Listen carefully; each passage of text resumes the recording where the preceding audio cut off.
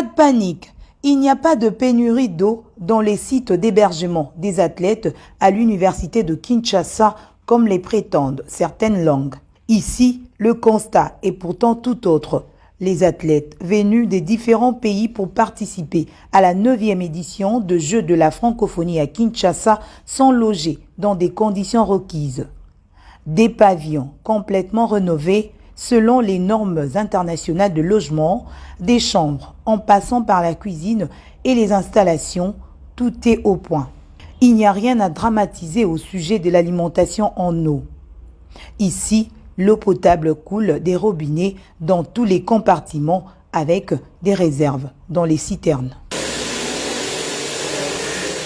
Entreprise générale de construction de Kinshasa qui a procédé à la réhabilitation de ces hommes de l'Unikine balaye d'un revers de la main les informations sur le manque d'eau et explique en ces termes. La colline inspirée est servie par la régie des eaux par rationnement. Ici, nous avons des citernes qui approvisionnent les hommes.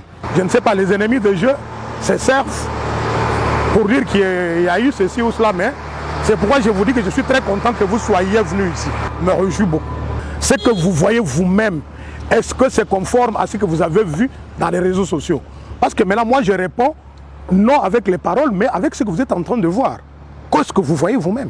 La messe culturelle et sportive de la francophonie va bel et bien se tenir dans la plus grande ville francophone. Il s'agit donc d'une mauvaise campagne. J'ai eu écho de ces fausses informations, cette fausse alerte. L'eau coule dans des robinets, contrairement à ce qui est répandu sur les réseaux. Il n'y a rien qui va nous arrêter. La détermination est là. C'est un vœu cher au chef de l'État, président de la République, Félix-Antoine Tshisekedi Tshilombo. Ces pavillons, depuis 3 ans, ne sont pas habités.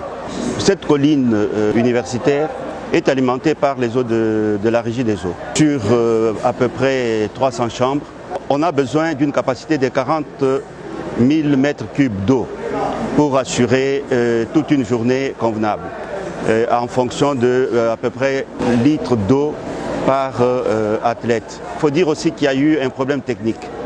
Pour faire distribuer les eaux dans les chambres, il faut allumer les petits moteurs. Ce décalage entre l'arrivée des athlètes et les réglages de certains petits problèmes techniques, ça peut arriver. À l'université de Kinshasa, site d'hébergement des athlètes, un complexe sportif pour les entraînements avec un terrain annexe est visiblement ouvert à des exercices, une piscine également. Ajoutez à cela un chapiteau pour la restauration. Voilà le décor planté à la colline inspirée.